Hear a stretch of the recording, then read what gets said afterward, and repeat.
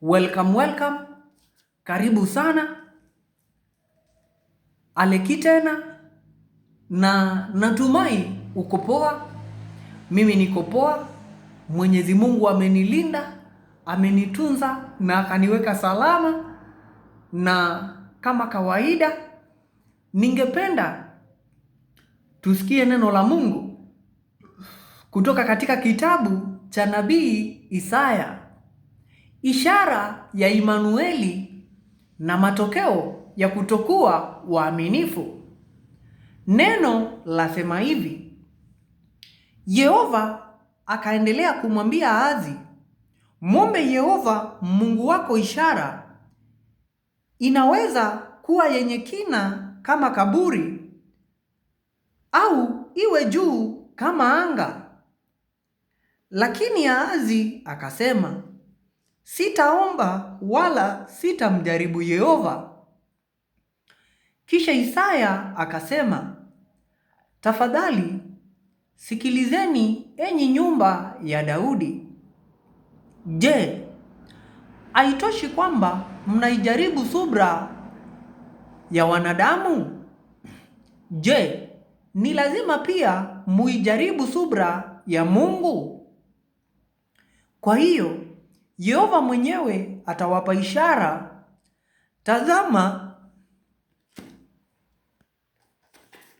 mwanamke kijana atapata mimba, naye atazaa mwana na kumwita jina Imanueli.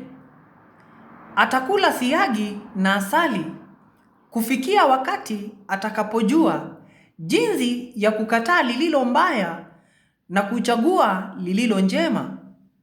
Kwa maana kabla ya mvulana huyo kujua jinsi ya kukataa lililo mbaya na kuchagua lililo njema, nchi ya wale wafalme wawili mnaowahofu itaachwa kabisa.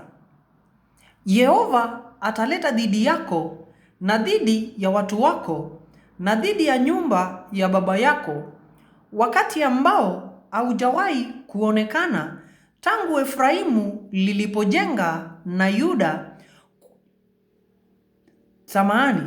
Tangu Efraimu lilipojitenga na Yuda, kwa maana yeye atamleta mfalme wa Ashuru. Siku hiyo Yehova atawapigia mlunzi nzi kutoka katika vijito vya mbali vya mto Nile wa Misri, na nyuki kutoka katika nchi ya Ashuru. Nao wote watakuja na kutua kwenye mabonde yenye mteremko mkali, kwenye mipasuko ya miamba, kwenye vichaka vyote vya miiba na sehemu zote za kunyeshea. Siku hiyo, kwa kutumia wembe uliokodiwa kutoka eneo la ule mto, kwa kumtumia mfalme wa Ashuru, Yehova atanyoa kichwa na nywele za miguu, nao utafagilia mbali ndevu pia.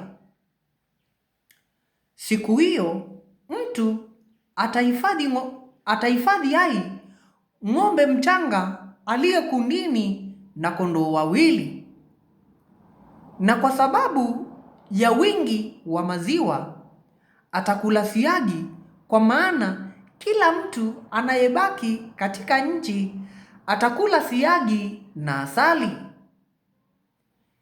Siku hiyo mahali popote palipokuwa na mizabibu 1,000 yenye thamani ya vipande 1,000 vya fedha, patakuwa na kichaka cha miiba na magugu peke yake.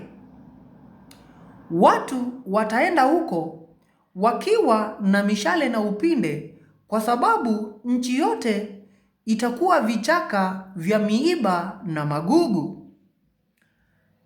Na milima yote iliyokuwa ikilimwa kwa jembe utaikaribia kwa kuogopa vichaka vya miiba na magugu. Itakuwa mahali pa kulisha ng'ombe na mahali pa kukanyagwa na kondoo. Na tukumbuke kwamba kitabu hiki cha nabii Isaya ni kitabu alichokiandika yeye mwenyewe akiwa kule Yerusalemu. Isaiah chapter 7 verse 10 to 25, uncompromised and undiluted word of God. And thank you guys for the amazing support that you've given me. May God bless you.